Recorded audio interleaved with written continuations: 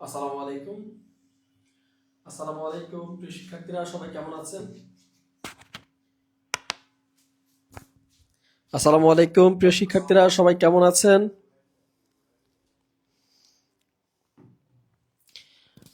অনেকেই কমেন্ট করছেন।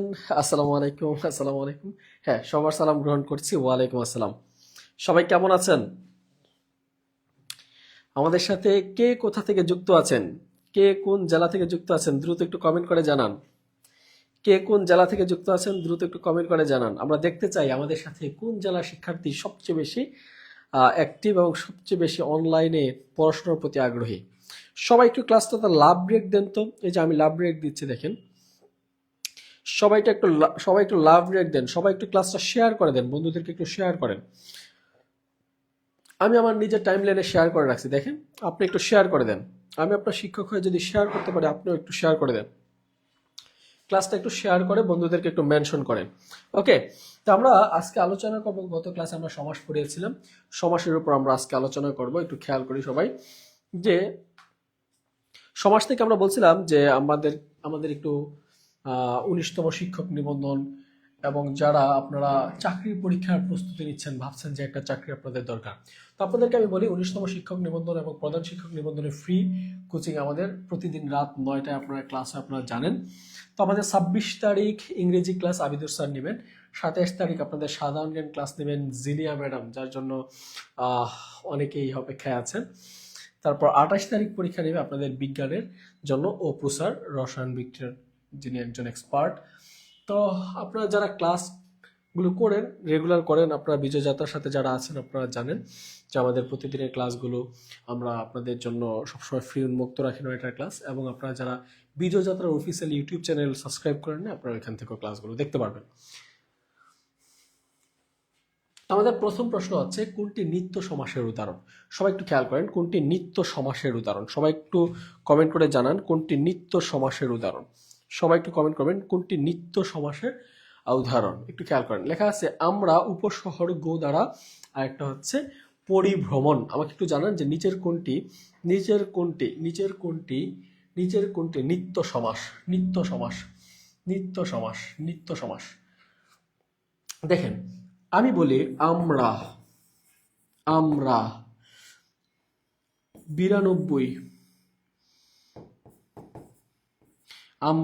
92, কাপুরুষ, কালসাপ, এগুলো সবগুলোই হচ্ছে নিত্য সমাস। সবগুলো কি নিত্য সমাস। অনেকেই দেখতে পাচ্ছি রাজশাহী থেকে যুক্ত আছে, লিখছে আসসালামু আলাইকুম। ওয়ালাইকুম আসসালাম। শেয়ারডান দিনাজপুর থেকে যুক্ত আছি, আমাদের সাথে পঞ্চগড় থেকে যুক্ত আছে দেখছি। আমাদের সাথে হাজির হয়েছে মায়া পরিও যুক্ত আছে আমাদের সাথে, কোনো সমস্যা নাই। মানুষই শুধু রাশেদ স্যার ক্লাস করে এরকম না, পরিও ক্লাস করে। ওকে, তো সবাই দেখতে পাচ্ছি লিখছেন কুমিল্লা থেকে যুক্ত আছি। কুমিল্লা থেকে, হ্যাঁ, আমারও হোম ডিস্ট্রিক্ট কুমিল্লায়। আমরা দেখছি সবাই যুক্ত আছেন। আমাদের প্রথম প্রশ্নটি ছিল নিত্য সমাস কোনটি? নিত্য সমাস হচ্ছে আমরা 92, কাল সাপ, ঠিক আছে, এগুলো হচ্ছে নিত্য সমাস। এরপরে দেখেন আছে উপগ্রহ উপনদী কোন অর্থে অব্যয়ীভাব সমাস। আমরা জানি আমাদের সমাসের মধ্যে অব্যয়ীভাব সমাস। আমরা সমাসের ক্লাসে বলেছিলাম, সমাসের ক্লাসে আপনাদেরকে পড়িয়েছিলাম যে দ্বন্দ্বে উভয় পদ সমান, দ্বিতীয়কে গাই পরপদের গান, বহুব্রীহিতে নতুন অর্থ পাই, পূর্বপদ পদের আসে ভাই। ক্লাসটা করে নেবেন। অব্যয়ীভাব সমাসে অব্যয়ীভাব প্রধান। উপনদী, নদীকে কি উপনদী। খেয়াল করেন তো, উপনদী মানে কি? নদীর ছোটটা শাখা নদী। বলছে গ্রহ, গ্রহ থেকে বলছে কি উপগ্রহ। তাহলে এগুলো কোন অর্থে প্রকাশ পাচ্ছে? আমি যদি বলি উপনেতা, আমি যদি বলি উপজেলা, আমি বললাম উপজেলা, একটু খেয়াল করেন, আমি বললাম উপজেলা। আমরা জেলা মানে জানি একটা জেলা শহর, কিন্তু জেলার আগে যখন উপ বসতেছে, এই উপটা দিয়ে আমরা কি বুঝতেছি? আমরা ক্ষুদ্র অর্থ বুঝি, ক্ষুদ্র একটা ভূখণ্ড। তাহলে উপনদী, উপগ্রহ, এগুলো দিয়ে কি বোঝাচ্ছে? এগুলো দিয়ে বোঝাচ্ছে ক্ষুদ্রার্থে বোঝাচ্ছে। এগুলো কোন অর্থে বোঝাচ্ছে? ক্ষুদ্রার্থে বোঝাচ্ছে। তাহলে 2 নম্বর প্রশ্নের রাইট অ্যান্সার কি হবে? ক্ষুদ্রার্থে। 2 নম্বর প্রশ্নের রাইট অ্যান্সার কি হবে? ক্ষুদ্র অর্থে। ক্ষুদ্র অর্থে। সবাই একটু কমেন্ট করুন 2 নম্বর প্রশ্নের রাইট অ্যান্সার কি হবে? ক্ষুদ্র অর্থে। সবাই একটু কমেন্ট করেন 2 নম্বর প্রশ্নের রাইট অ্যান্সার কি হবে? ক্ষুদ্র অর্থে। সবাই একটু কমেন্ট করেন 2 নম্বর প্রশ্নের রাইট অ্যান্সার কি হবে? ক্ষুদ্র অর্থে। ক্লিয়ার? সবাইকে ক্লিয়ার? সবাইকে ক্লিয়ার? ওকে, এরপর আসি, দেখেন বলছে নিচের কোনটি নিত্য সমাস। আমার প্রথম প্রশ্নটা ছিল নিচের কোনটি নিত্য সমাস। আমরা বলছিলাম আমরা, 92, কাল সাপ, ঠিক আছে, তারপর হচ্ছে গৃহান্তর, ঠিক আছে, রূপান্তর। এই গৃহান্তর, দেখেন গৃহান্তর কিন্তু এখানে আছে। তাহলে গৃহান্তর কোন গৃহান্তর কোন সমাস? গৃহান্তর কোন সমাস বলেন? গৃহান্তর কোন সমাস? গৃহান্তর কোন সমাস? গৃহান্তর হচ্ছে নিত্য সমাস। গৃহান্তর কোন সমাস? নিত্য সমাস। দেখেন রাজপুত্র, তাহলে রাজার পুত্র, সস্ত্রী, গায়ে হলুদ, এগুলো কিন্তু নিত্য সমাস নয়। নিত্য সমাস এখানে গৃহান্তর। গৃহান্তর। 4 নম্বর প্রশ্নে আসি একটু। 4 নম্বর প্রশ্নে আসি সবাই। দেখেন কোনটি প্রাদি সমাস? কোনটি প্রাদি সমাস? একটু দেখেন প্রাদি সমাস আমি গত ক্লাসগুলোতে পড়াইছিলাম। প্রাদি সমাসের শুরুতে কি থাকে? প্র, পরা, উপ, এগুলো থাকে। প্র, পরা, ঠিক আছে, এগুলো উপসর্গগুলো বসে। প্রাদি সমাস, প্রাদি সমাস মানে রাখবেন, প্রাদি সমাস শুরুতে কি থাকবে? প্রাদি সমাসের শুরুতে থাকবে প্র থাকবে, অথবা পড়া থাকবে। এগুলো দেখলে আপনি বুঝতে পারবেন নিঃসংকোচে এগুলো হচ্ছে প্রাদি সমাস। যেমন পুরুষ সিংহ, তাহলে পুরুষ সিংহ, দেখেন পুরুষ সিংহ কোন সমাস? পুরুষ সিংহ হচ্ছে কর্মধারয় সমাস। সিংহ পুরুষ বা পুরুষ সিংহ এগুলো কি? এগুলো হচ্ছে কর্মধারয় সমাস। কর্মধারয় সমাস। এটা কোন কর্মধারয় সমাস একটু খেয়াল করি। পুরুষ সিংহ হচ্ছে কর্মধারয়, কর্মধারয় সমাস। কোন কর্মধারয় সমাস? এটা হচ্ছে উপমিত কর্মধারয় সমাস। উপমিত কর্মধারয় সমাস। কারণ এখানে তুলনা করা হচ্ছে পুরুষের সাথে সিংহর। তাহলে কি সত্য তুলনা না মিথ্যা তুলনা?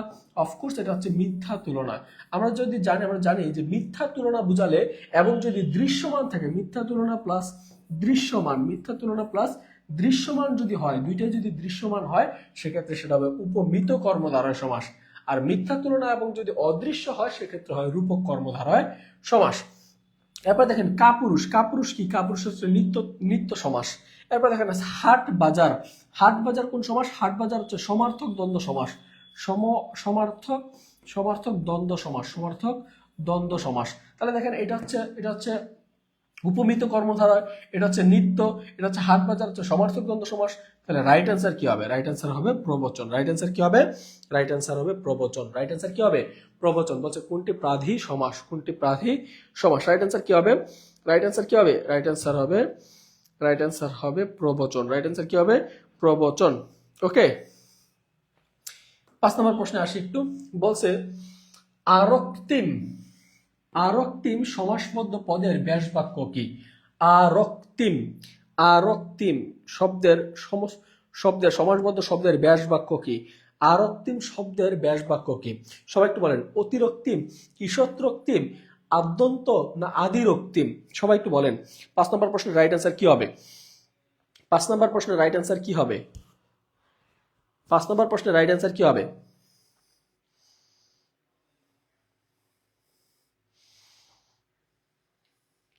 5 নম্বর প্রশ্নের রাইট অ্যান্সার কি হবে?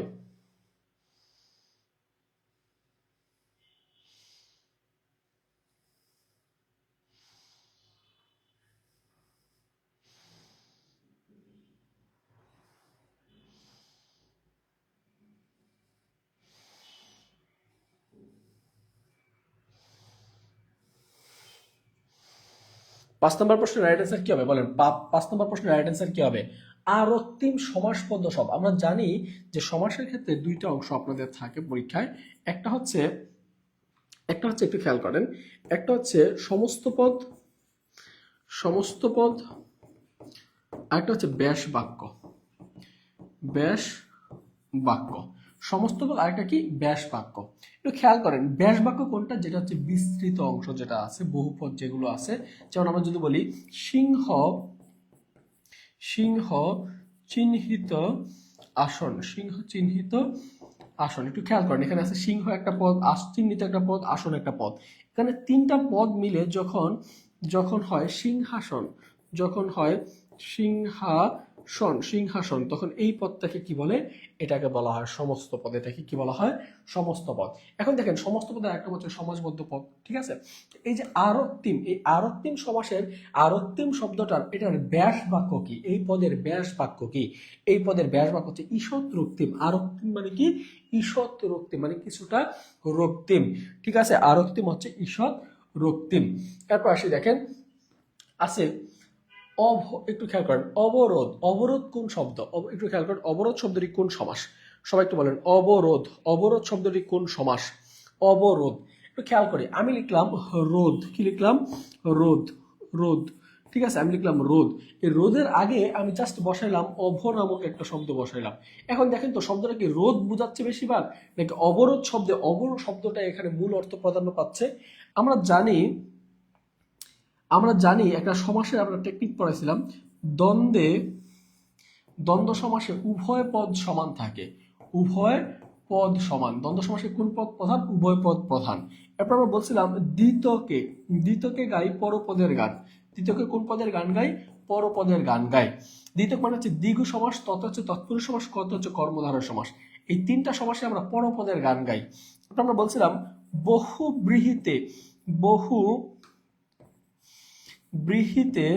বহুব্রীহিতে আমরা নতুন অর্থ পাই। কি পাই? নতুন এবং তৃতীয় অর্থ, মানে হচ্ছে পূর্বপদ বোঝায় না, পরপদ বোঝায় না, নতুন একটা অর্থ পাই। নতুন অর্থ পাই। বহুব্রীহিতে কি পাই? নতুন অর্থ পাই। আরেকটা বলছি আমরা, অব্যয়ীতে পূর্বপদ বলে রাশেদ ভাই। অব্যয়ীতে পূর্বপদ। অব্যয়ীতে কোন পদ? পূর্ব পদ। তাহলে আমরা বললাম দ্বন্দ্বে উভয় পদ সমান, দ্বিতকে গাই পরপদের গান, বহুব্রীহিতে নতুন অর্থ পাই, অব্যয়ীতে পূর্বপদ বলে রাশেদ ভাই। অব্যয়ীতে পূর্বপদ বলে রাশেদ ভাই। তাহলে আমরা দেখেন এখানে অব্যয়ীভাব সমাসে বলছে পূর্বপদের অর্থের প্রাধান। তাহলে দেখেন তো অবরোধ শব্দে কিন্তু অব শব্দটার মূল অর্থ, অব শব্দটাই কি বেশিরভাগ অর্থ প্রাধান্য পায়। রোধটা রোধ বোঝায়, কিন্তু অবশ্য যখন বলছে অবরোধ, এই অবরোধ শব্দে এই অব থাকার কারণে বলছে রাস্তাঘাটে যে আমরা অবরোধ করি, হরতাল করি, এই অব শব্দটাই মূল অর্থের আকর্ষণ রাখছে, বা অব শব্দটাই প্রধান। তাহলে যদি অব শব্দটা প্রধান হয়, তাহলে এটা কোন পদ বলেন তো দেখি? এটাকে বলা হয় পূর্বপদ। এটাকে বলা হয় পূর্বপদ। এটাকে বলা হয় পরপদ। এটাকে বলা হয় পরপদ। পরপদ। তাহলে পূর্বপদের অর্থ যেহেতু প্রাধান্য পাচ্ছে, তার মানে অফকোর্স এটা কোন সমাস হবে? পূর্বপদের অর্থ প্রাধান্য পায় অব্যয়ীভাব সমাসে। তার মানে এটা রাইট অ্যান্সার কি হবে? রাইট অ্যান্সার হবে অব্যয়ীভাব সমাস। রাইট অ্যান্সার কি হবে? অব্যয়ীভাব সমাস। রাইট অ্যান্সার কি হবে? রাইট অ্যান্সার কি হবে বলেন তো দেখি? রাইট অ্যান্সার কি হবে? রাইট অ্যান্সার হবে অব্যয়ীভাব সমাস। রাইট অ্যান্সার কি হবে? অব্যয়ীভাব সমাস। অব্যয়ীভাব সমাস। অব্যয়ীভাব সমাস। সবাই ক্লিয়ার? ওকে, এরপর একটু আসেন, বলছে স্মৃতিশোধ। স্মৃতিশোধ। স্মৃতিশোধ এটা কোন সমাস? স্মৃতিশোধ কোন সমাস? একটু খেয়াল করেন, স্মৃতিশোধ। সবাই একটু দেখেন, স্মৃতিশোধ কোন সমাস? স্মৃতিশোধ কোন সমাস? স্মৃতিশোধ কোন সমাস?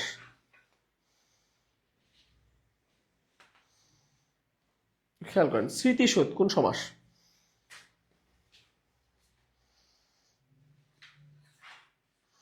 সবাই একটু আমাকে বলেন, স্মৃতিশোধ কোন সমাস?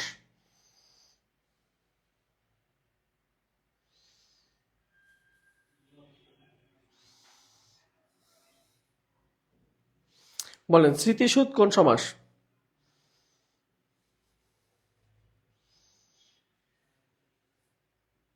স্মৃতিশোধ কোন সমাস? খেয়াল করো, স্মৃতিশোধ আমরা বলছি স্মৃতিশোধ। একটু খেয়াল করো, স্মৃতিশোধ। স্মৃতিশোধ মানে কি? স্মৃতিশোধ সমাসের ব্যাস বাক্য আমরা করি কি? স্মৃতি রক্ষার্থে শোধ। স্মৃতি রক্ষার্থে শোধ। যেমন আছে স্মৃতি রক্ষার্থে শ্রোধ।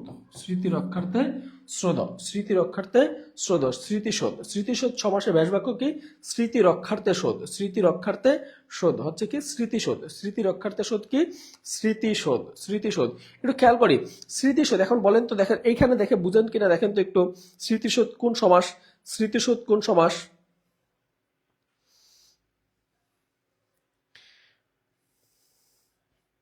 বলেন এখানে এখানে দেখে বুঝেন কিনা দেখেন তো, স্মৃতিশোধ কোন সমাস? স্মৃতিশোধ কোন সমাস?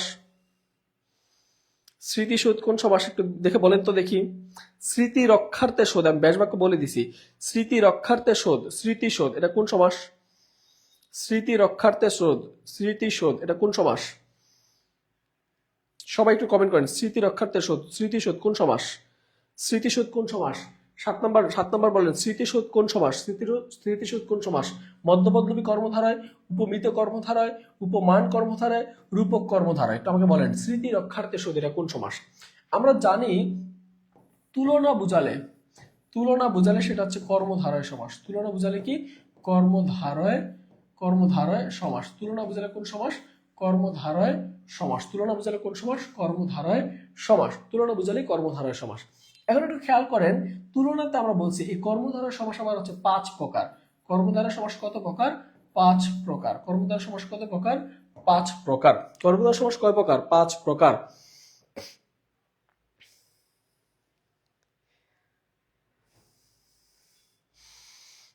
আমাদের জান্নাত জান্নাত মেঘবালিকা লিখেছে অসুস্থ, কাশতে কাশতেছে, তারপর ক্লাস মিস দেয় না। থ্যাংক ইউ ভাইয়া। ক্লাসগুলো রেগুলার করেন, তাহলে এই ক্লাসগুলোর সুফল আপনি ভোগ করতে পারবেন। আমাদের সাথে তরিকুল ইসলাম যুক্ত আছে, লিখেছে অনেক অনেক শুভকামনা রইল তোর জন্য দোস্ত। থ্যাংক ইউ, আমার বন্ধু ক্লাস করতেছে, তো তোমাকে অসংখ্য ধন্যবাদ ক্লাস যুক্ত থাকার জন্য। একটু আসি, দেখেন আমরা বলছি কর্মধারয় সমাস কত প্রকার? 5 প্রকার। কি কি কর্মধারা আছে একটু খেয়াল করি। কি কি কর্মধারা আছে একটু খেয়াল করি। প্রথমে হচ্ছে সাধারণ কর্মধারয় সমাস। সাধারণ সাধারণ কর্মধারয় সমাস, কর্মধারয় সমাস। 2 নম্বর হচ্ছে উপমান, উপমান কর্মধারয় সমাস, উপমান কর্মধারয় সমাস। 3 নম্বর হচ্ছে উপমিত, উপমিত কর্মধারয় সমাস। 4 নম্বর হচ্ছে রূপক, রূপক কর্মধারয় সমাস। এবং 5 নম্বর হচ্ছে মধ্যপদলোপী, মধ্যপদলোপী কর্মধারয় সমাস, মধ্যপদলোপী কর্মধারয় সমাস। এই যে 5 প্রকার কর্মধারয় সমাস আছে, আপনার ফোন কি, আপনার ফোনে কি করেন স্যার? আমার ফোনে কি করি? এই যে কমেন্ট পড়ি আপনার, এই যে আপনার কমেন্ট পড়ি ফোনে কি করি? ফোনে কমেন্ট পড়ি। খেয়াল করেন সাধারণ কর্মধারয় সমাস, সাধারণ কর্মধারয় সমাসে কি বলছে? আপনি যে কমেন্টটা করছেন আমি কই থেকে পড়ো ভাই? আমার ফোন দিয়েই তো কমেন্টটা পড়ি, তাই না? একটু খেয়াল করি। দেখেন সাধারণ কর্মধারয় সমাসে কি বলছে? সাধারণ কর্মধারয় সমাসে থাকবে আমাদের অ্যাডজেক্টিভের সাথে হয় নাউন থাকবে, অথবা নাউনের সাথে অ্যাডজেক্টিভ থাকবে, নাউনের সাথে কি থাকবে? অ্যাডজেক্টিভ থাকবে, অথবা অ্যাডজেক্টিভের সাথে অ্যাডজেক্টিভ থাকবে, অ্যাডজেক্টিভের সাথে অ্যাডজেক্টিভ থাকবে, সেগুলোকে আমরা বলি সাধারণ কর্মধারয় সমাস। উপমান কর্মধারয় সমাস কাকে বলে একটু খেয়াল করি। উপমান কর্মধারয় সমাসে সবাই একটু খেয়াল নেবেন। উপমান কর্মধারয় সমাস, উপমান কর্মধারয় সমাসে কি হয়? উপমান কর্মধারয় সমাস হচ্ছে সত্য তুলনা বোঝায়, সত্য তুলনা বোঝায়।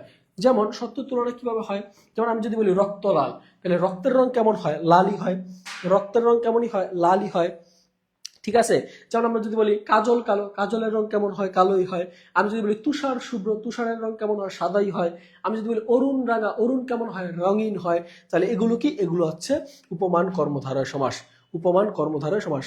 স্যার আগে সমাস শেষ করেন। সমাস আমি ক্লাস নিয়েছি, গত একটা ক্লাস নিয়েছি সমাসের, ওই ক্লাসটা একটু করেন, আশা করি অনেক ভালো ওইখানে বুঝতে পারবেন। সমাস বুঝালে ভালো হয়, সমাস বুঝালে ভালো হয়। বুঝাচ্ছি তো, আপনি ক্লাস করেন, খেয়াল করেন। উপমান কর্মধারয় সমাস, আমি কর্মধারয় সমাসটা এইখানে শেষ হয়ে যাবে, একটু জাস্ট যদি আপনি যদি একটু মনোযোগ দেন। সাধারণ কর্মধারয় সমাসে কি থাকে? অ্যাডজেক্টিভ প্লাস অ্যাডজেক্টিভ থাকে, মানে হচ্ছে বিশেষণ প্লাস বিশেষণ, বিশেষণ প্লাস নাউন থাকে, নাউন প্লাস বিশেষণ থাকে। যেমন আমরা যদি বলি, মনে করেন আমি বললাম যে আলু সিদ্ধ, মনে করেন আমি বললাম আলু সিদ্ধ, তাহলে আলু সিদ্ধটা কোন সমাস? আলু সিদ্ধটা কোন সমাস? আলু হচ্ছে একটা নাউন, আলু হচ্ছে একটা সবজির নাম, আর সিদ্ধটা হচ্ছে একটা অ্যাডজেক্টিভ। তাহলে নাউন প্লাস অ্যাডজেক্টিভ, এটা কোন সমাস হবে? এটা হবে সাধারণ কর্মধারয় সমাস। আপনি বাস্তব থেকে খেয়াল করবেন, বাস্তব শব্দ দিয়ে আপনি খেয়াল করবেন যে এটা কোন সমাস হয়। ওকে, সমাসবদ্ধ যদি শব্দ হয় তাইলে খেয়াল করেন। এরপরে দেখেন বলছে উপমান কর্মধারয় সমাস কি ভাই? উপমান কর্মধারয় সমাস কিভাবে চিনবো? উপমান কর্মধারয় সমাসে সবসময় সত্য তুলনা থাকে। যেমন তুষার শুভ্র, তুষারের রং শুভ্র সাদাই হয়, রক্তের রং লালই হয়, রক্ত লাল। তারপরে আমরা যদি বলি কাজল কালো, অরুণ রাঙা, এগুলো সবগুলো কি? সত্য তুলনা বোঝাচ্ছে। তার মানে এগুলো কি হবে? এগুলো হবে উপমান কর্মধারয় সমাস। আর এগুলো ব্যাস বাক্য করার নিয়ম খুবই ইজি। পূর্বপদের মাঝখানে ন্যায় এবং পরপদ তারপর হইলে এটা উপমান কর্ম দ্বারা সমাস হয়ে যায়। যেমন রক্তের ন্যায় লাল, কাজলের ন্যায় কালো, এগুলো হচ্ছে কর্মদ্বারা সমাসের, এই উপমান কর্মদ্বারা সমাসের ভেষ বাক্য করার নিয়ম। এরপর আসে উপমিত কর্মধারয় সমাস। উপমিত মানে কি ভাই? মিত মানে হচ্ছে মিথ্যা তুলনা করা বোঝায় এবং দৃশ্যমান বস্তু হবে। দেখেন মিথ্যা হচ্ছে এখানে কি হবে? মিথ্যা তুলনা থাকবে, মিথ্যা তুলনা থাকবে এবং দৃশ্যমান থাকবে। যেমন আমরা যদি বলি, মনে করেন আমরা যদি বলি সিংহ পুরুষ, তাহলে পুরুষের গায়ে যতই শক্তি থাকুক সে আর সিংহ হইতে পারে না, ঠিক আছে? যেমন আমরা বলি একটা মেয়েকে, সুন্দর মেয়ে দেখলেই বলি আমরা যে ফুল কুমারী, তাহলে একটা মেয়ে যতই সুন্দর হোক, কুমারী মেয়ে, সে কখনো ফুল হইতে পারে না, এগুলো মিথ্যা কথা। কিন্তু দেখেন কুমারীও দৃশ্যমান, ফুলও দৃশ্যমান, তার মানে কি দুইটাই দৃশ্যমান এবং মিথ্যা তুলনা, এর জন্য এগুলিকে বলি আমরা উপমিত কর্মধারয় সমাস। আর রূপকের বেলায় কি? রূপকের বেলায় অনেকটা কাছাকাছি, মিথ্যা বুঝায় কিন্তু এটা থাকবে অদৃশ্য। যেমন আমরা যদি বলি বিষাদ সিন্ধু, তাহলে বিষাদ দেখা যায়? দেখা যায় না। মানে দুঃখ কষ্ট দেখা যায়? দেখা যায় না। কোনো মানুষের দুঃখ কষ্ট কি সাগর সমান হয়? হয় না, মিথ্যা কথা। আমরা বলি প্রেম ডোর, প্রেমের কি কোনো দরজা আছে? প্রেম জীবনে দেখছেন কেউ? দেখেন নাই। তাহলে প্রেম ডোর, এগুলো মিথ্যা কথা, মিথ্যা এবং অদৃশ্য। তাহলে এগুলো হবে কি? এগুলো হবে রূপক কর্মধারা সমাস। আমি যদি বলি বিষাদ সিন্ধু, জ্ঞান সাগর, বিদ্যাসাগর, এগুলো কোন সমাস হবে? আমি যদি বলি আমি যদি আরো বলি যে মন মাঝি, এগুলো কোন সমাস? মন কখনো দেখে নাই কেউ, আর মনে কোনোদিন মাঝিও ছিল না, তার মানে মিথ্যা এবং অদৃশ্য থাকলে সেটা হবে রূপক কর্মধারয় সমাস। আর কর্মধারয় সমাসে যদি পূর্বপদ এবং পরপদ ঠিক থেকে মাঝখান থেকে মধ্যপদ লোপ পায়, সেগুলোকে বলা হয় মধ্যপদ লোপী কর্মধারয় সমাস। দেখেন এখানে আছে স্মৃতিশোধ, তাহলে কি হবে?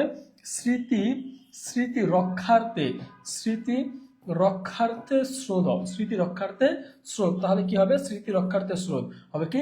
স্মৃতিশোধ। দেখেন স্মৃতিও আছে, স্রোতও আছে, মাঝখান থেকে রক্ষার্থে বাদ গেছে, তার মানে এটা পূর্বপদ এবং পরপদ দুইটাই আছে, মাঝখান থেকে মধ্যপদ লোপ পাইছে, তার মানে এটা মধ্যপদ লোপী কর্মধারয় সমাস। মধ্যপদ লোপী কর্মধারয় সমাস একই রকম আসতে পারে, একই রকম হইতে পারে। হ্যাঁ, সত্য তুলনা উপমান, মিথ্যা তুলনা উপমেয়, হ্যাঁ হইতে পারে উপমেয় মিথ্য, ঠিক আছে? একটু খেয়াল করেন, আমি বলি যেমন মধ্যপদলোপী কর্মধারয় সমাস আর কি হইতে পারে? ঝালমুড়ি, ঝাল মিশ্রিত মুড়ি, ঝালমুড়ি মধ্যপদলোপী কর্মধারয় সমাস। ঝালও আছে, মুড়িও আছে, মাঝখান থেকে মধ্যের পদ পাচ্ছে, তাই এটা মধ্যপদলোপী কর্মধারয় সমাস। আমি যদি বলি ঘর জামাই, ঘরে আশ্রিত জামাই, তাহলে মাঝখান থেকে আশ্রয় লোপ পাচ্ছে, তার মানে এটা মধ্যপদলোপী কর্মধারয় সমাস। আমি যদি বলি সিংহ পুরুষ, তাহলে সিংহ চিহ্নিত পুরুষ, তাহলে সিংহ চিহ্নিত পুরুষ, না ভাই, সিংহর সাথে পুরুষের কি হয়? তুলনা হয়, তাহলে সিংহ চিহ্নিত পুরুষ হয় না ভাই, সিংহ চিহ্নিত আসন হয়, পুরুষ হয় না, তাহলে সিংহ পুরুষ হবে উপমিত কর্মধারয় সমাস। আর সিংহাসন, সিংহ চিহ্নিত আসন, ওইটা হবে মধ্যপদলোপী কর্মধারয় সমাস। এরপর আমি যদি বলি মৌমাছি, মৌ সংগ্রহের মাছি, মৌমাছি মধ্যপদলোপী কর্মধারয় সমাস, কারণ এগুলোতে ব্যাস বাক্যের মাঝখান থেকে জাস্ট মধ্যপদ লোপ পাচ্ছে। জীবন বীমা, জীবন রক্ষার্থে বা জীবন নাশের আশঙ্কায় যে বীমা, জীবন বীমা, জীবনও আছে বীমাও আছে, মাঝখান থেকে মধ্যপদ লোপ পাচ্ছে, এর জন্য এগুলোকে বলা হয় মধ্যপদলোপী কর্মধারয় সমাস। সমাস কি করে? বুঝে আমি এখন এটাই খুঁজে পাই না। সমাসের মতো সহজ আর কোনো টপিক হয় না ভাই, সমাসের মতো টপিক আর হয় না। আপনারা যারা সমাসের ক্লাস করেন না, আমার সমাসের ক্লাসগুলো করেন, ইনশাল্লাহ আপনার কাছে জলের মতো সহজ মনে হবে। ওকে,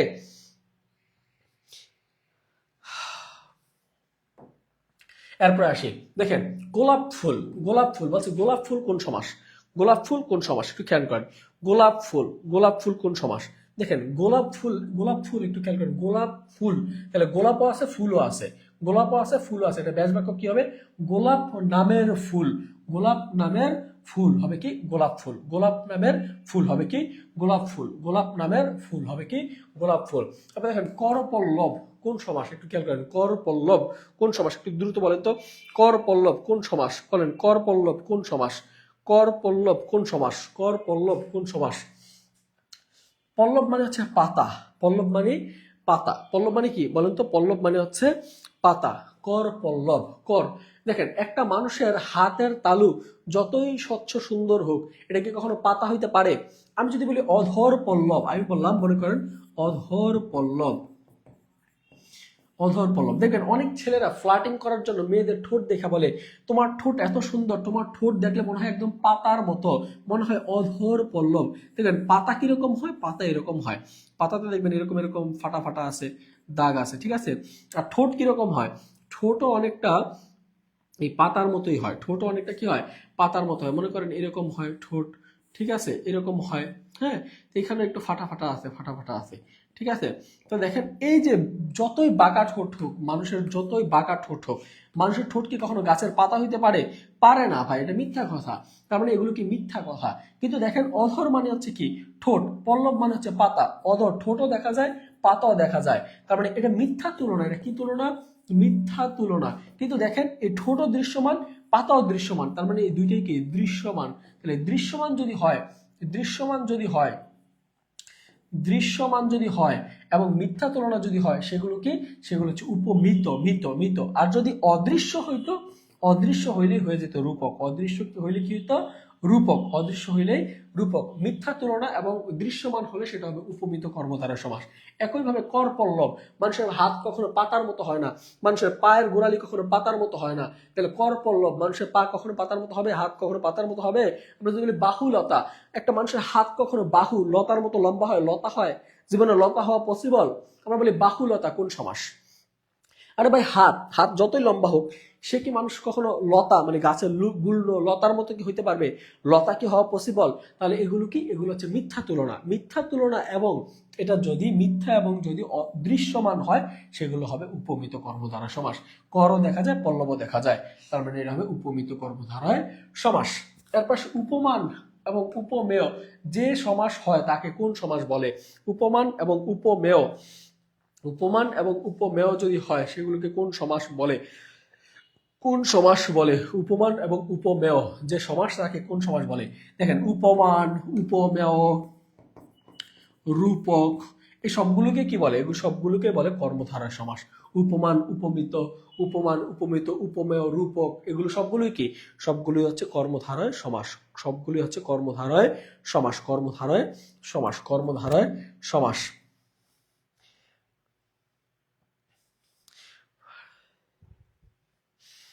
আগের ক্লাসটা কোথায়? ইউটিউবে পাবেন অথবা এই ফেসবুক পেজেই পাবেন। দেখেন প্রিয়ংবদা, প্রিয়ংবদা এটা কোন সমাস? প্রিয়ংবদা কোন সমাস? প্রিয়ংবদা, একটু খেয়াল, প্রিয়ংবদা শব্দে কিভাবে গঠিত হয়েছে? প্রিয়ংবদা শব্দটি কিভাবে গঠিত হয়েছে? এখানে প্রশ্ন আসছে প্রিয়ংবদা কোন ভাবে হয়েছে। আপনারা একটু বলেন তো প্রিয়ংবদা কোন সমাস? এটা সমাস ভাবেই গঠিত হয়েছে, যেহেতু আমরা সমাসের ক্লাস নিচ্ছি, এর জন্য আমরা অটোমেটিক্যালি পারি আমরা এটা সমাসের হবে। ঠিক আছে, ওকে। আমরা জানি প্রিয়ংবদা এটা কোন সমাস, একটু বলেন তো কোন সমাস? বলেন প্রিয়ংবদা এটা কোন সমাস? প্রিয়ংবদা কোন সমাস বলেন, একটু বলেন প্রিয়ংবদা কোন সমাস?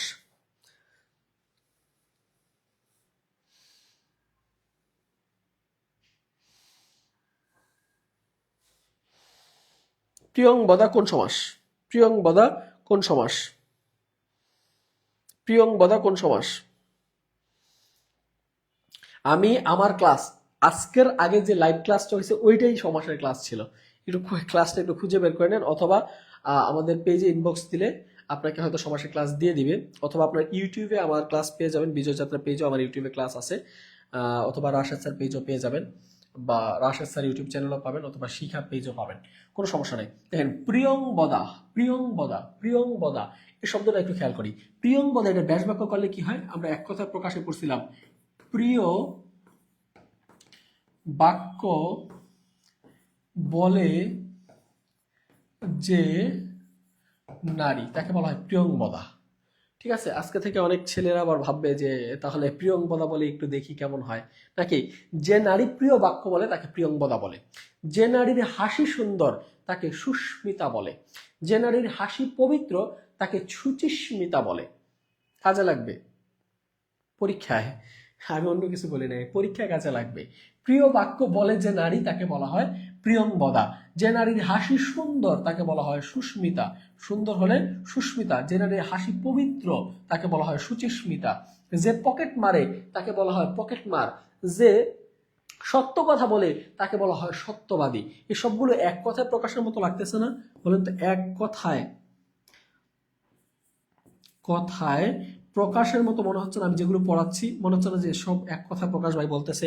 প্রিয় বাক্য বলে যে, তারপর হচ্ছে যে নারীর হাসি সুন্দর, ঠিক আছে। তারপর আমি যদি বলি যে পকেট মারে যে, সত্য কথা বলে যে, মিথ্যা কথা বলে যে, ইন্দ্রকে জয় করে যে, ইন্দ্রজিৎ, এগুলো সবগুলোই কি? সবগুলো হচ্ছে এক কথায় প্রকাশ।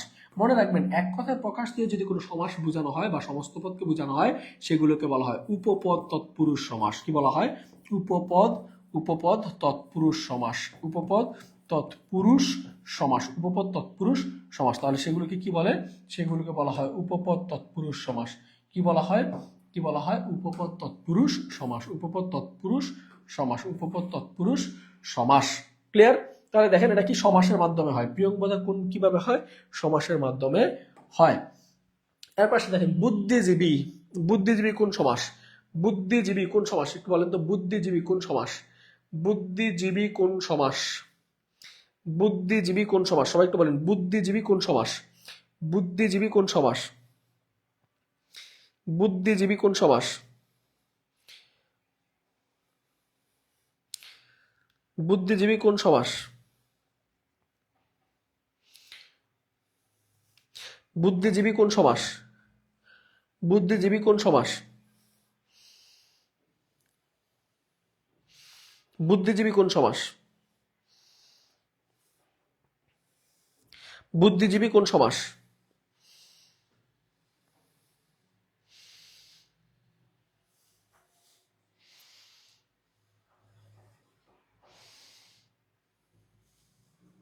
না ভাই, এটা প্রিয় বাক্য বলে যে প্রিয়ংবদা, এটা এটা তৃতীয় বাক্য দিয়ে তোমার হবে না। তৃতীয় বাক্য হলে যে বহুব্রী সমাস, এটা তো তৃতীয় বাক্য বলতেছে না। এটা আমি বলে দিছি যে এক কথা প্রকাশ বুঝালে বা উপপদ তৎপুরুষের সাথে যদি কৃদান্ত পদের মিলন হয়, সেক্ষেত্রে সেটাকে বলা হয় উপপদ তৎপুরুষ সমাস। এখানে এটা বহুব্রী সমাস হবে না। বহুব্রী সমাস হবে না। ওকে, তৃতীয় পদ বুঝালেই যে সবসময় বহুব্রী সমাস হয় এরকম নয়। এটা উপপদ তৎপুরুষ সমাস।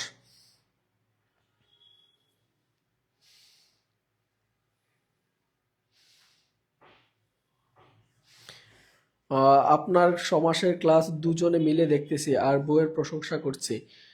থ্যাংক ইউ ভাইয়া। রাজ ভাই, ওকে।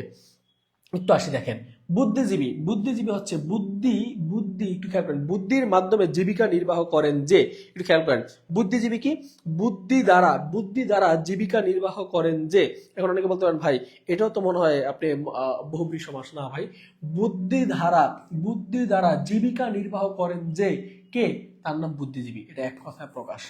এক কথায় প্রকাশ। এটাও এক কথায় প্রকাশ। বুদ্ধি দ্বারা জীবিকা নির্বাহ করেন যে, বুদ্ধি দ্বারা জীবিকা নির্বাহ করেন যে, সত্য কথা বলে যে, মিথ্যা কথা বলে যে, ইন্দ্রকে জয় করে যে, তারপর হচ্ছে প্রিয় বাক্য বলে যে, ঠিক আছে, যে নারী, সত্য সুন্দর হাসি যে নারীর, ঠিক আছে, পবিত্র যে হাসি যে নারীর, তাহলে এগুলো কি? এগুলো হচ্ছে এক কথায় প্রকাশ।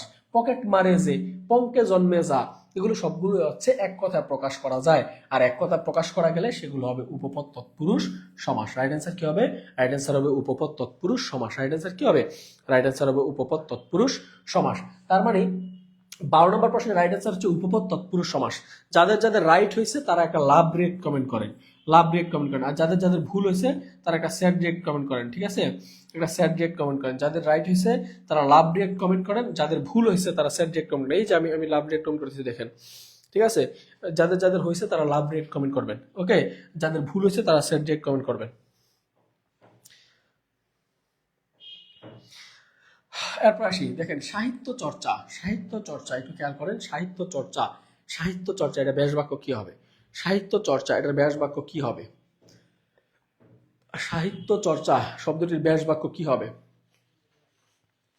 সাহিত্য চর্চা ব্যাস বাক্য কি হবে? সাহিত্য চর্চা ব্যাস বাক্য কি হবে? সাহিত্য চর্চা ব্যাস বাক্য কি হবে?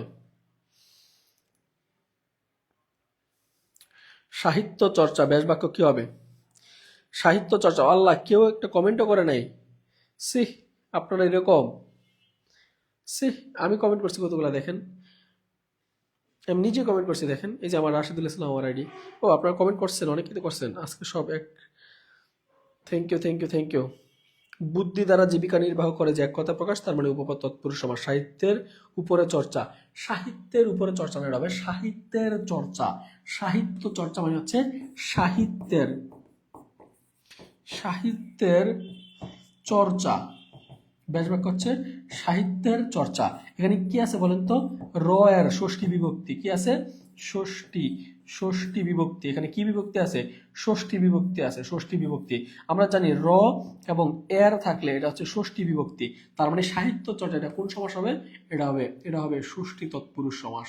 ষষ্ঠী তৎপুরুষ সমাস। তৎপুরুষ সমাস, ষষ্ঠী তৎপুরুষ সমাস। আমরা জানি বিভক্তি লোপ পাইলে সেটাকে বলা হয় তৎপুরুষ সমাস বা কারক লোপী সমাস। বিভক্তি লোপ পাইলে সেটাকে বলা হয় তৎপুরুষ সমাস বা কারক লোপী সমাস।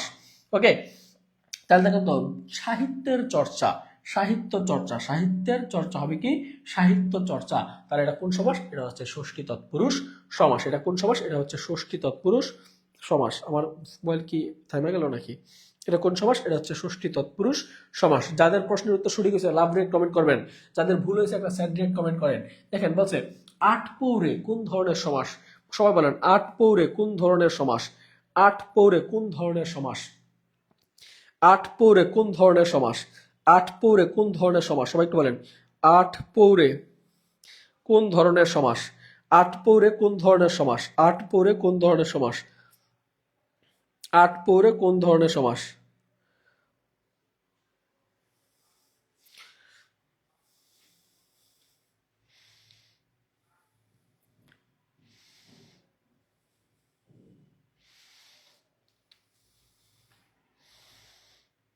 আট পৌরে কোন ধরনের সমাস?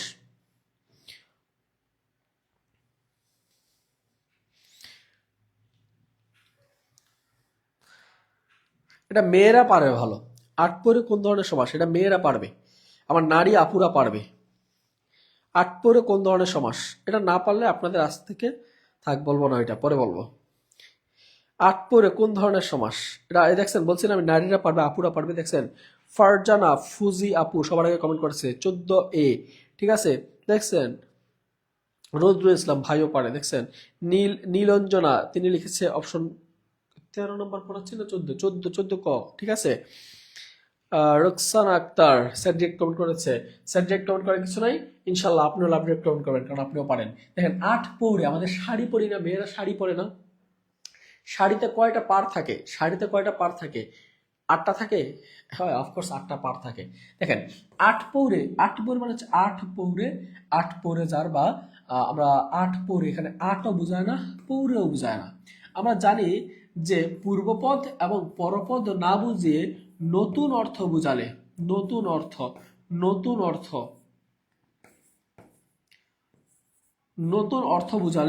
অর্থ বুঝালে সেটাকে আমরা কি বলি?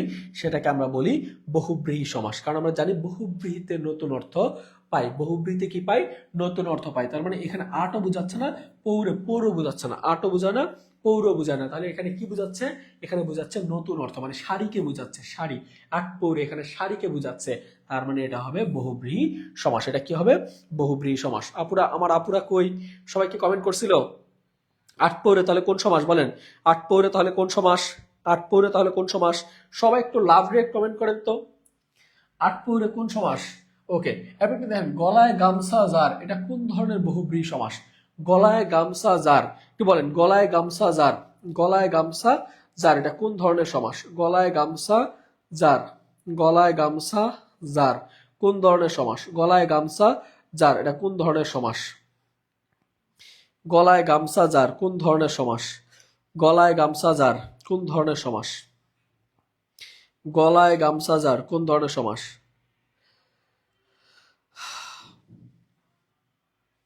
গলায় গামছা যার কোন ধরনের সমাস?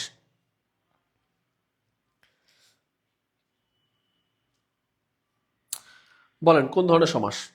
ওকে, একটু খেয়াল করেন গলায় গামছা, এটা এটা এটা হচ্ছে ব্যাস বাক্য। এটা কি? ব্যাস বাক্য। এটা সমস্ত পদ কি?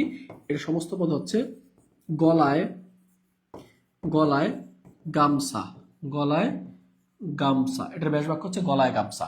পরীক্ষায় যদি প্রশ্ন আসে গলায় গামছা এটা কোন ধরনের সমাস? গায়ে হলুদ কোন ধরনের সমাস? তাহলে একটু খেয়াল করেন গলায় গামছা, মনে রাখেন গলায় গামছা। তাহলে গলায় গামছা লিখতে এখানে কি আছে? গলা আছে। গলার সাথে কি আছে? অন্তস্তীয় আছে। গলায়, গলায় গামছা, গলায় গামছা। একটু খেয়াল করেন তো, আমরা জানি এ অন্তস্তীয় তে, এগুলো কোন বিভক্তি? এগুলো হচ্ছে সপ্তমী বিভক্তি। এগুলো কোন বিভক্তি? সপ্তমী বিভক্তি। তাহলে আমার কথা ছিল এটা সপ্তমী তৎপুরুষ হওয়ার, কিন্তু না ভাই, এটা সপ্তমী তৎপুরুষ হবে না। কেন হবে না? কারণ গলায় গামছা যার, গলায় গামছা যার, এখন গলাও বুঝায় না, গামছাও বুঝায় না। এখানে গলাও বুঝাচ্ছে না, গামছাও বুঝাচ্ছে না। গলায় গামছা যার কাকে বুঝায়? এখানে লোকটিকে বুঝায়। একটা লোক যে রিক্সা চালায়, ঠিক আছে, রিক্সা চালায় অথবা ভ্যান চালায় অথবা শ্রমজীবী মানুষ। এখানে গলায় গামছা যার, এই গলায় গামছা দিয়ে কি বোঝায়? গলা বুঝায় না ভাই, গামছা বুঝায়? গামছা বুঝায় না। তারপরে পূর্বপদ এবং পরপদকে না বুঝে নতুন একটি পদকে বুঝাচ্ছে। পূর্বপদ এবং পরপদকে না বুঝে নতুন একটি পদকে যখন বুঝাবে, তখন সেটা হয়ে যাবে বহুব্রীহি সমাস। কি হবে? বহুব্রীহি সমাস, বহুব্রীহি সমাস, বহুব্রীহি সমাস। এখন আমার কথা হচ্ছে ভাই, আমি বহুব্রীহি সমাস তো বুঝলাম, কিন্তু অপশন তো দেওয়া আছে চারটাই বহুব্রীহি। অপশনে দেওয়া আছে কয়টা বহুব্রীহি? চারটাই বহুব্রীহি। এখন আমি বুঝবো কেমনে এটা নিপাতনে বহুব্রীহি, অলুক বহুব্রীহি, না ব্যতিকরণ বহুব্রীহি, না ব্যতিহার বহুব্রীহি? বুঝবো কেমনে? বুঝবোটা কেমনে? এটাই তো সমস্যা। আর যেখানেই সমস্যা সেখানে আপনাদের রাশেদ স্যার আছে সমাধান করার জন্য। একটু খেয়াল করেন, গলায় গামছা এর ব্যাস বাক্য হচ্ছে গলায় গামছা। ব্যাস বাক্য কি? গলায় গামছা যার। একটু খেয়াল করেন তো, গলার সাথে এই অন্তস্থীয় যে বিভক্তি ছিল, অন্তস্থীয় কি ছিল? বিভক্তি ছিল। এই বিভক্তি কি লোপ পাইছে কিনা? বিভক্তি কি লোপ পাইছে? লোপ পায় নাই। বিভক্তি লোপ পায় নাই। মনে রাখবেন, বিভক্তি যদি ব্যাস বাক্যে এসে লোপ না পায়, সেগুলোকে বলা হয় অলুক সমাস। কি বলা হয়? অলুক সমাস। কি বলা হয়? অলুক সমাস। এখন অলুক কয় কয় জায়গায় হইতে পারে? অলুক দ্বন্দ্ব হইতে পারে, সরি, অলুক দ্বন্দ্ব হইতে পারে, অলুক তৎপুরুষ হইতে পারে, অলুক বহুব্রীহি হইতে পারে। যদি দ্বন্দ্ব সমাস বিভক্তি লোপ না পায়, সেগুলোকে বলা হয় অলুক দ্বন্দ্ব সমাস। যেমন দেশে বিদেশে, দেশে ও বিদেশে, এগুলো হচ্ছে অলুক দ্বন্দ্ব সমাস। আমরা বলছি অলুক তৎপুরুষ সমাস। তৎপুরুষ সমাসে যখন বিভক্তি লোপ না পায়, তখন সেটাকে বলা হয় অলুক তৎপুরুষ সমাস। আবার যখন বহুব্রীহি সমাসে বিভক্তি লোপ না পায়, সেগুলোকে বলা হয় অলুক বহুব্রীহি সমাস।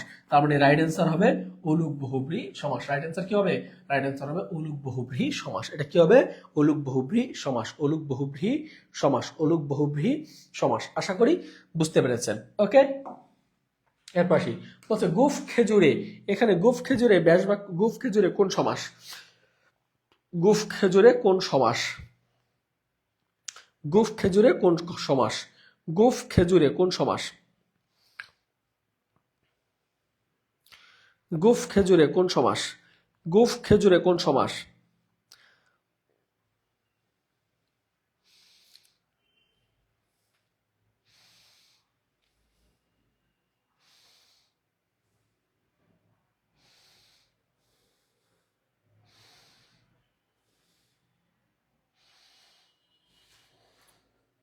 বলেন, গুফ খেজুরে কোন সমাস? গুফ খেজুরে কোন সমাস?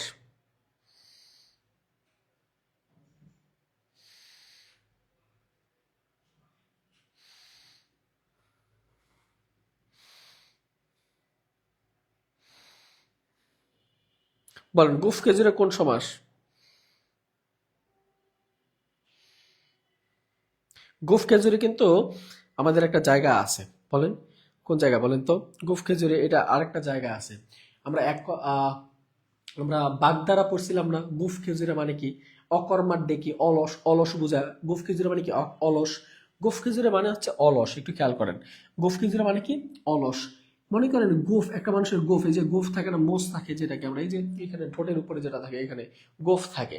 গোফের উপরে খেজুর পইরা থাকলেও যে মানুষ হা করে গিলে খাইতে পারে না, তারা বলা হয় গোফ খেজুরে। মানে এত পরিমাণ অলস যে তার খেজুরটা এইখানে পইরা আছে, কিন্তু সে হা করে যে খাবে এতটুকু তার মানে কাজ করতে মন চায় না, এত পরিমাণ অলস। তো একটা মানুষ যে এত পরিমাণ অলস, তাকে বলা হয় গোফ খেজুরে। কি বলা হয়? গোফ খেজুরে। কি বলা হয়? গোফ খেজুরে।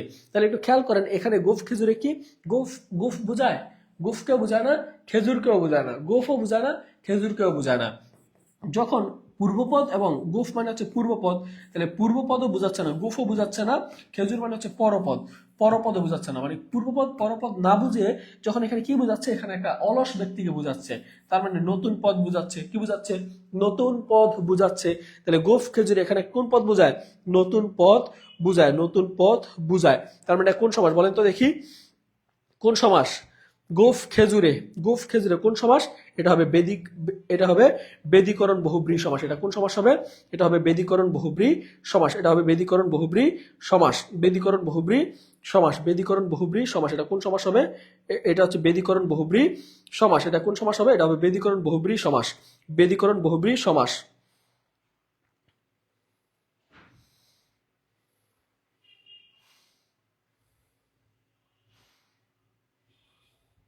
বেদিকরণ বহুব্রী সমাস। এটা কোন সমাস হবে? এটা হবে বেদিকরণ বহুব্রী সমাস। ওকে, এটা হবে বেদিকরণ বহুব্রী সমাস। কারণ আমরা জানি মধ্যপদলোপী বহুব্রী সমাসে কি হয়? মধ্যপদলোপী বহুব্রী সমাসে মধ্যপদ লোপ পায়। তাহলে মধ্যপদ লোপ পাচ্ছে না, এখানে মধ্যপদ হবে না। বেতিয়ার বহুব্রীতে কি হয়? বেতিয়ার বহুব্রীতে পূর্বপদের শুরুতে আ এবং পরপদের শেষে হয় ই। যেমন কানাকানি, মারামারি, ঠেলাঠেলি, গুদাগুতি, ঠেলাঠেলি, ঠিক আছে? এগুলো হচ্ছে বেতিহার বহুব্রী সমাস। দ্বিগু সমাস হওয়ার প্রশ্নই আসে না, কারণ দ্বিগু সমাসের শুরুতে থাকে সংখ্যা। তার মানে এখানে রাইট অ্যান্সার কি হবে? এখানে রাইট অ্যান্সার হবে বেদিকরণ বহুব্রী সমাস। রাইট অ্যান্সার কি হবে? বেদিকরণ বহুব্রী সমাস। আপনি যখন দেখবেন যে এইখান থেকে আপনি অপশন সিলেক্ট করতে পারতেছেন না, তখন আপনি অপশন টেস্ট করবেন। মধ্যপদলোপী বহুব্রী সমাস হওয়ার কোনো প্রশ্নই আসে না। বেতিহার বহুব্রী সমাস হবে কিভাবে? যেমন আমরা বলি কানা কানি, কানা কানে, এখানে কানাও বোঝায় না, কানিও বোঝায় না, কিন্তু এই কানা শব্দটা হচ্ছে পূর্বপদ, পূর্বপদের শেষে কি আছে? আ আছে। আর এই কানিটা হচ্ছে পরপদ, পরপদের শেষে কি আছে? ই আছে। পূর্বপদ এবং পরপদের শেষে যদি আ এবং ই থাকে, সেটাকে বলা হয় বেতিহার বহুব্রী সমাস। তার মানে বেতিহার বহুব্রী সমাস হচ্ছে না, দ্বিগু সমাস হওয়ার প্রশ্নই আসে না। কারণ দ্বিগু সমাস হইতে গেলে পরপদ প্রধান এবং শুরুতে লাগে সংখ্যা, যেমন পঞ্চবটি, নবরত্ন, ষড়ঋতু, সপ্তাহ, শতাব্দী, এগুলো হচ্ছে দ্বিগু সমাস। তার মানে এটা অফকোর্স হবে বেদিকরণ বহুব্রী সমাস, বেদিকরণ বহুব্রী সমাস। ওকে, এরপর একটু দেখেন, বলছে গায়ে হলুদ, গায়ে হলুদ এটা কোন সমাস? গায়ে হলুদ, বলেন গায়ে হলুদ কোন সমাস? কার কার জীবনে গায়ে হলুদ হয়েছে বলেন তো দেখি? গায়ে হলুদ কোন সমাস? গায়ে হলুদ কোন সমাস? গায়ে হলুদ কোন সমাস? গায়ে হলুদ, মুখে ভাত, ঠিক আছে, এগুলো কোন সমাস? গায়ে হলুদ কোন সমাস? গায়ে হলুদ, গায়ে হলুদ দেওয়া হয় যে অনুষ্ঠানে, গায়ে হবে না, হলুদ হবে না। এখানে আছে অলুক দ্বন্দ্ব ভাই, অলুক দ্বন্দ্ব, এটা দ্বন্দ্ব সমাস কেমনে হয়? হবে না দ্বন্দ্ব সমাস। অলুক তৎপুরুষ ভাই, তৎপুরুষ সমাস বিভক্তি লোপ পাইলে তৎপুরুষ হয়, এখানে বিভক্তি লোপ নাই, এখানে অলুক তৎপুরুষ হবে না। বলছে হ্যাঁ অলুক তৎপুরুষ সমাসের মতো অনেকটা, কিন্তু এটা অলুক তৎপুরুষ না। বলছে বেতিহার বহুব্রী, না ভাই, বেতিহার বহুব্রী হইতে গেলে কি লাগবে? পূর্বপদের শেষে আ, পরপদের শেষে ই লাগবে, এটা হবে না। তার মানে কি হবে? মধ্যপদলোপী বহুব্রী সমাস হবে। গায়ে হলুদ, গায়ে হলুদ দেয়া হয় যে অনুষ্ঠানে। মুখে ভাত, মুখে ভাত দেয়া হয় যে অনুষ্ঠানে, এগুলো হচ্ছে মধ্যপদলোপী বহুব্রী সমাস, মধ্যপদলোপী বহুব্রী সমাস। এ বলছে শত অব্দের সমাহার, একটু আগে বলছি শতাব্দী, শত অব্দের সমাহার কি? শতাব্দী, শতাব্দী, শত অব্দের সমাহার শতাব্দী। আমি যদি বলি সপ্তাহ, সপ্তাহ, আমি বললাম সপ্তাহ, সপ্তাহ কি? 7 দিনের সমাহার, 7 দিনের সমাহার, 7 দিনের সমাহার, 7 দিনের সমাহার হবে কি? 7 দিনের সমাহার হবে কি? সপ্তাহ, 7 দিনের সমাহার সপ্তাহ। শতাব্দী কি? শতাব্দী হচ্ছে শত অব্দের সমাহার হবে কি? শতাব্দী, শত অব্দের সমাহার হবে কি? শতাব্দী। এরপর আমরা বলছি যে ষড়ঋতু, ষড়ঋতুর সমাহার, ষড়ঋতু। আমরা বলছি পঞ্চবটি, পঞ্চবটের সমাহার। আমরা বললাম নবরত্ন, 9 রত্নের সমাহার। আমরা যদি বলি চৌরাস্তা, 4 রাস্তার সমাহার। আমরা যদি বলি ত্রিমোহনা, 3 মোহনার সমাহার, এগুলোকে বলা হয় দ্বিগু সমাস। তার মানে শব্দের শুরুতে যদি সংখ্যা থাকে এবং শেষে যদি পরপদ প্রধান থাকে, সেগুলোকে কি বলা হয়? সেগুলোকে বলা হয় দ্বিগু সমাস।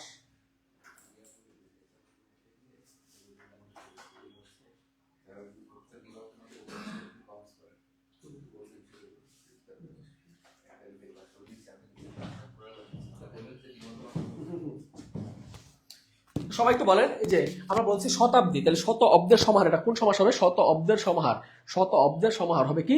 শতাব্দী, শত অব্দের সমাহার হবে কি? শতাব্দী। তাহলে দেখেন শব্দের শুরুতে কি আছে? শতাব্দী, শব্দের শুরুতে আছে সংখ্যা এবং পরপদের অর্থের সমাহার থাকে, সেগুলোকে আমরা বলি দ্বিগু সমাস কি বলি? দ্বিগু সমাস। দেখেন শত এখানে মেইন না, এখানে অব্দি মানে হচ্ছে অব্দের সমাহার, ঠিক আছে। আমরা সপ্তাহ, এখানে অহটা কি? সপ্ত অহের বা সপ্ত দিনের সমাহার বা সপ্ত অহের সমাহার। এখানে অহ মানে হচ্ছে দিন, দিনটাই প্রধান। কয় দিন? 7 দিন। আমরা বলছি নবরত্নের সমাহার, এখানে রত্নটাই মেইন, তার মানে পরপদের অর্থ প্রধান এবং শুরুতে সংখ্যা থাকলে সেগুলিকে বলা হয় দ্বিগু সমাস। দ্বিগু সমাস, ওকে। তার মানে এটা রাইট অ্যান্সার হবে দ্বিগু সমাস। রাইট অ্যান্সার কি হবে? দ্বিগু সমাস। এরপর সে নবরত্ন, এই মাত্র বলছি নবরত্ন মানে হচ্ছে 9 রত্নের সমাহার, মানে ব্যাস বাক্য হবে নবরত্নের সমাহার। নবরত্নের সমাহার, নবরত্নের কি? সমাহার, নবরত্নের সমাহার, মানে নব মানে হচ্ছে 9 রত্নের সমাহার। তাহলে দেখেন রত্নটাই এখানে মেইন, রত্নটাই কি এখানে মেইন, মানে পরপদের অর্থ প্রধান। আর শুরুতে যদি থাকে সংখ্যা, শুরুতে যদি কি থাকে? সংখ্যা থাকে, শুরুতে সংখ্যা এবং পরপদ প্রধান থাকলে সেটাকে কোন সমাস বলে? সেটাকে বলি আমরা দ্বন্দ্ব সমাস, সরি দ্বিগু সমাস। কি বলি? দ্বিগু সমাস। দ্বিগু সমাসে পরপদের অর্থ প্রদান এবং শুরুতে সংখ্যা, শুরুতে সংখ্যা। দেখেন আপনাদের জন্য নবরত্ন না থাকলেও আপনাদের জন্য আছে পঞ্চরত্ন। আপনাদের জন্য আছে কি? পঞ্চরত্ন। যারা শিক্ষক নিবন্ধন পরীক্ষা দিবেন এবং যারা আপনাদের জবের প্রত্যাশী শিক্ষার্থী যারা আছেন, আপনাদের জন্য দেখেন এই যে দেখেন সুপার সাজেশন আমরা কিন্তু নিয়ে আসছি। আমাদের এটা হচ্ছে সাধারণ জ্ঞানের সাজেশন লেকচার বুক। হ্যাঁ, এটা হচ্ছে আমাদের নিবন্ধনের বাংলার লেকচার বুক, বাংলার লেকচার বুক। এটা হচ্ছে আপনাদের জন্য ইংরেজির লেকচার বুক, ঠিক আছে। আর এটা হচ্ছে আপনাদের গণিতের লেকচার বুক। এই 4টা লেকচার বুক আপনাদের জন্য পিডিএফ এ পাঠানো হবে। কিভাবে? সেটা হচ্ছে আপনি যদি আমাদের এই বিজয় যাত্রা আমাদের যে সামনে যে আমাদের নিবন্ধনের কোর্স আছে, এই কোর্সে যারা ভর্তি হবেন, ভর্তি হলে আপনাকে এইরকম হার্ড কপি, এই লেকচার বুকের হার্ড কপি আপনার ঠিকানায় সুন্দরবন কুরিয়ারের মাধ্যমে পাঠিয়ে দেওয়া হবে। আপনি জাস্ট আমাদের কোর্সে অনলাইনে ক্লাসগুলো করবেন। ফ্রি ক্লাস তো থাকছেই, ফ্রি ক্লাসের পাশাপাশি আপনি আমাদের অনলাইন পেড ব্যাচের ক্লাসগুলো করবেন, আপনি এক্সাম দিবেন এবং বাসায় বসে বসে এই বইগুলো আপনি পড়বেন বা প্র্যাকটিস করবেন। আপনি যদি গুছিয়ে প্রস্তুতি নেন, ইনশাল্লাহ আপনার চাকরির স্বপ্ন সার্থক হবে। তো বিজয় যাত্রা পরিবারের সাথে আপনারা দীর্ঘদিন যাবত যুক্ত আছেন, আপনারা ফ্রি ক্লাসগুলো করতেছেন, আমাদের পেইড ব্যাচে ভর্তি হয়ে ক্লাস করতেছেন। তো আমি এতটুকু জানি যে আপনারা আমাদের প্রতি ট্রাস্টের জায়গাটুকু আছে। তো আশা করি আপনারা যদি আমাদের এই কোর্সে ভর্তি হয়ে পেইড ব্যাচে ক্লাসগুলো করেন, এখান থেকে আপনি প্রফিটেবল হবেন। তো যারা যারা ভর্তি হতে চান তারা একটু ইনবক্স করে জানাবেন আমাদেরকে, ইনশাল্লাহ আমাদের প্রাইভেট ব্যাচে ভর্তি চলছে, ওকে। এরপর একটু আসি, দেখেন বলছে কোন শব্দ দ্বিগু সমাসের অন্তর্ভুক্ত? কোন শব্দ দ্বিগু সমাসের অন্তর্ভুক্ত? দেখেন এখানে আছে দেশান্তর, দেশান্তর হচ্ছে নিত্য সমাস। লোকান্তর নিত্য সমাস। তারপর হচ্ছে গ্রামান্তর, এটাও নিত্য সমাস। এই 3টা হচ্ছে নিত্য সমাস। 3টা কি? নিত্য সমাস। 3টা হচ্ছে নিত্য সমাস। আর এখানে একমাত্র দ্বিগু সমাস হচ্ছে তেপান্তর, 3 প্রান্তের সমাহার। এই তেপান্তরের ব্যাস বাক্য কি? তেপান্তরের ব্যাস বাক্য হচ্ছে 3 প্রান্তের সমাহার। 3 প্রান্তের সমাহার হবে কি? তেপান্তর। 3 প্রান্তের সমাহার হবে কি? তেপান্তর। তার মানে এটা কি? এটা হচ্ছে দ্বিগু সমাস। এটা কি? দ্বিগু সমাস। আর বাকিগুলো ছিল নিত্য সমাস। বাকিগুলো ছিল কি? নিত্য সমাস। এরপর দেখেন বলছে চিনি পাতা, চিনি দ্বারা পাতা, চিনি পাতা, চিনি দ্বারা পাতা। এই যে আছে চিনির দ্বারা পাতা হবে কি? চিনি পাতা। চিনির দ্বারা পাতা হবে কি? চিনি পাতা। চিনির দ্বারা পাতা হবে কি? চিনি পাতা। চিনির দ্বারা পাতা হবে কি? চিনি পাতা। চিনির দ্বারা পাতা হবে কি? চিনি পাতা। এরপর একটু আসি, দেখেন ভূতপূর্ব। ভূতপূর্ব একটু খেয়াল করেন, ভূতপূর্ব, ভূতপূর্ব কোন সমাস? ভূতপূর্ব। ভূতপূর্ব এটা হচ্ছে তৎপুরুষ সমাস। ভূতের পূর্ব হবে কি? ভূতপূর্ব, তৎপুরুষ সমাস। এরপর আছে দেখেন দেবদত্ত। দেবদত্ত কোন সমাস? দেবদত্ত কোন সমাস? সবাই একটু বলেন, দেবদত্ত কোন সমাস? দেবদত্ত,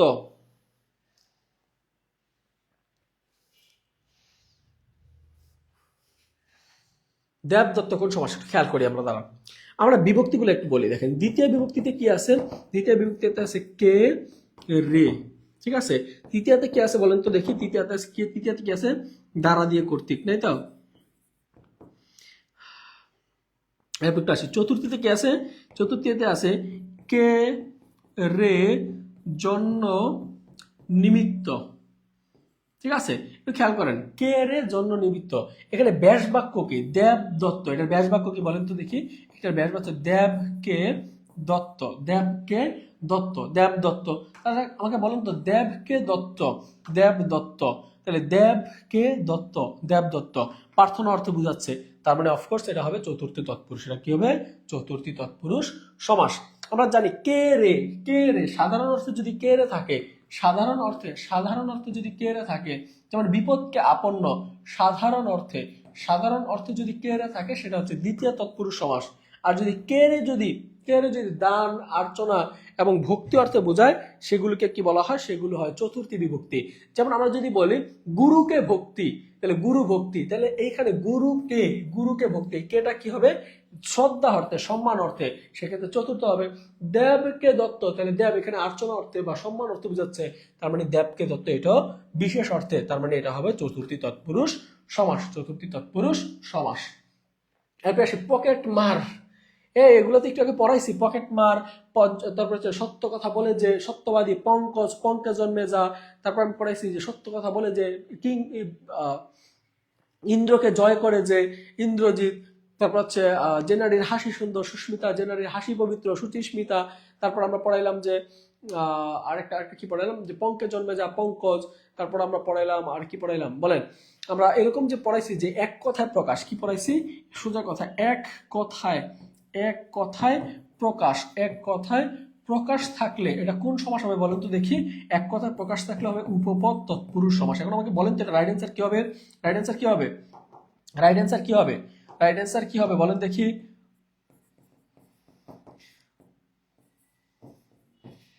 রাইট অ্যান্সার কি হবে? রাইট অ্যান্সার কি হবে? দেখেন পকেট মারে যে, পকেট মারে যে, পকেট মার, তাহলে এটা কোন সমাস হবে? কোন সমাস হবে? সবাই একটু কমেন্ট করেন কোন সমাস হবে? কোন সমাস হবে বলেন, দ্রুত বলেন কোন সমাস হবে?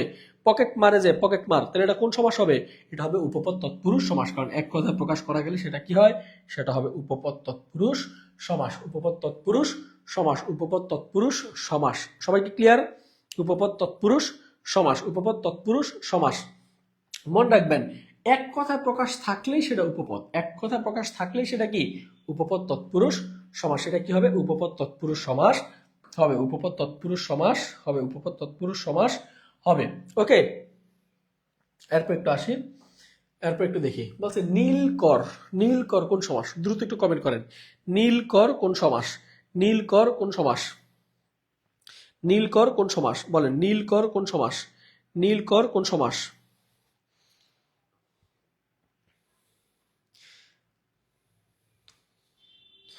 নীলকর কোন সমাস? নীলকর কোন সমাস? নীলকর কোন সমাস? নীলকর কোন সমাস? আমি ব্যাস বাক্যটা লিখে দিব, তাহলে আপনাদের জন্য সহজ হবে। নীলকর, এটার ব্যাস বাক্য হচ্ছে নীল করে যে, এটার ব্যাস বাক্য হচ্ছে এটা।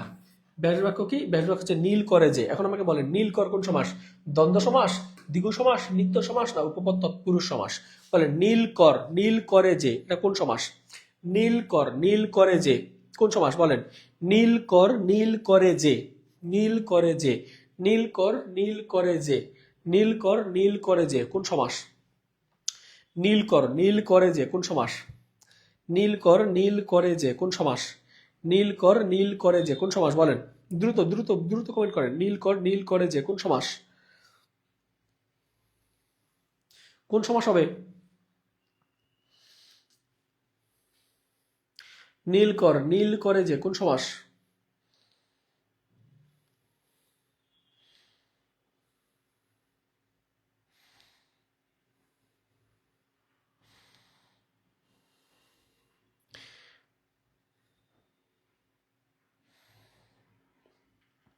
নীলকর, নীল করে যে জলেচর, জলে চরে যে জলচর, বাজি করে যে বাজিকর, ঠিক আছে? ইন্দ্রকে জয় করে যে ইন্দ্রকর, পা চাটে যে পা, কি হবে? রাইট অ্যান্সার কি হবে? নীলকর, নীল করে যে নীলকর, নীল করে যে নীলকর, রাইট অ্যান্সার কি হবে? নীল করে যে নীলকর, বলে নীল করে যে নীলকর, রাইট অ্যান্সার কি হবে? নীল করে যে, নীল করে যে নীলকর, রাইট অ্যান্সার কি হবে? নীল করে যে নীলকর। তাহলে এটা কোন সমাস হবে? যেহেতু এখানে কি আছে, এখানে এক কথায় প্রকাশ বোঝাচ্ছে, কি বোঝাচ্ছে? এক কথায় প্রকাশ বোঝাচ্ছে, এক কথায় প্রকাশ বোঝাচ্ছে। যদি এক কথায় প্রকাশ বোঝায় সেগুলোকে কোন সমাস হয়? সেগুলো হয় উপপদ তৎপুরুষ সমাস। কি হয়? উপপদ তৎপুরুষ সমাস হয়। সেগুলো কোন সমাস হয়? উপপদ তৎপুরুষ সমাস হয়। সেগুলো কি হয়? উপপদ তৎপুরুষ সমাস হয়। উপপদ তৎপুরুষ সমাস হয়। তাহলে উপপদ তৎপুরুষ সমাস, এটা কোন সমাস হবে? উপপদ তৎপুরুষ সমাস। নীল করে যে এটাও এক কথায় প্রকাশ, তার মানে এটা হবে উপপদ তৎপুরুষ সমাস। উপপদ তৎপুরুষ সমাস। উপপদ তৎপুরুষ সমাস। রাইট অ্যান্সার কি হবে? রাইট অ্যান্সার হবে উপপদ তৎপুরুষ সমাস। এরপর আসি, আগামীকাল আপনাদের ফ্রি ক্লাস রাত 9টায়। আগামীকাল ফ্রি ক্লাস কয়টায়? রাত 9টায়। কি ক্লাস বলেন তো? ইংরেজি ক্লাস। আর আজকের ক্লাসের শেষে পিডিএফ দেওয়া হবে। আজকের ক্লাস শেষে আপনাদেরকে পিডিএফ দেওয়া হবে। সকল ক্লাস আমরা ইউটিউব চ্যানেলে রেকর্ড দিয়ে থাকি। তো যারা আজকের এই ক্লাসটা করতে পারেন নাই বা শুরু থেকে শেষ পর্যন্ত পান নাই, বন্ধুদেরকে একটু শেয়ার দিয়ে রাখতে পারেন। আমাদের এই ক্লাসগুলো বিজয় যাত্রা পেজে আপনার সার্চ দিলেই কিন্তু পেয়ে যাবেন। তো যারা আমাদের সাথে যুক্ত আছেন, আমাদের খুব শীঘ্রই আমাদের শিক্ষক নিবন্ধন এবং 19তম জব ব্যাচের 19তম নিবন্ধনের কোর্স আসতেছে। তো আপনারা ওই কোর্সে আমাদের এরকম লেকচার বুকগুলো পাবেন। আপনাদের খুব শীঘ্রই কোর্সের আউটলাইন দিয়ে দেওয়া হবে। তো সবার জন্য শুভকামনা রইল। যারা আমাদের সাথে যুক্ত ছিলেন সবার জন্য অনেক অনেক দোয়া রইল। দেখা হবে পরবর্তী ক্লাসে। সে পর্যন্ত সবাই ভালো থাকবেন, সুস্থ থাকবেন। সবার জন্য রইল অনেক অনেক শুভকামনা। আজকের মতো আমি রাশিদুল ইসলাম এখান থেকে বিদায় নিচ্ছি। যাচ্ছি না। দেখা হবে পরবর্তী ক্লাসে। সে পর্যন্ত ভালো থাকবেন, সুস্থ থাকবেন। আল্লাহ হাফেজ।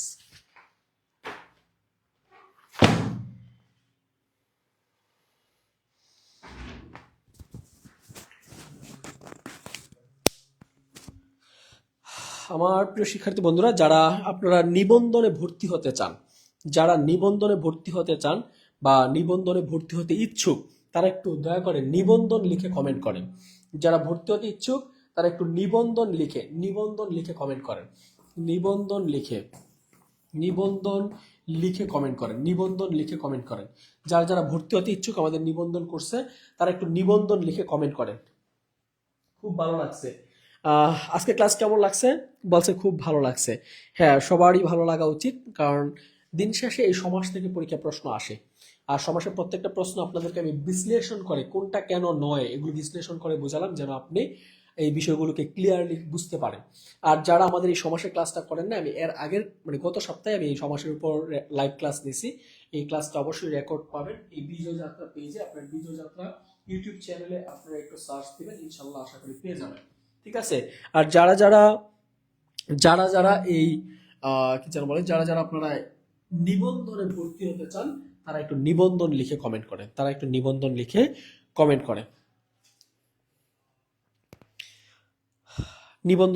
করেন। ইংরেজিতে লিখছে।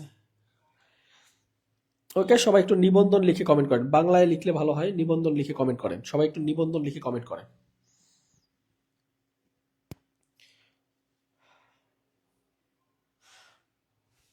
ওকে, ঠিক আছে। আজকে তাহলে আপনাদের সাথে এই পর্যন্তই। সবাই ভালো থাকবেন, সুস্থ থাকবেন। পরবর্তী ক্লাসের আমন্ত্রণ জানিয়ে এখানেই বিদায় নিচ্ছি। আল্লাহ হাফেজ।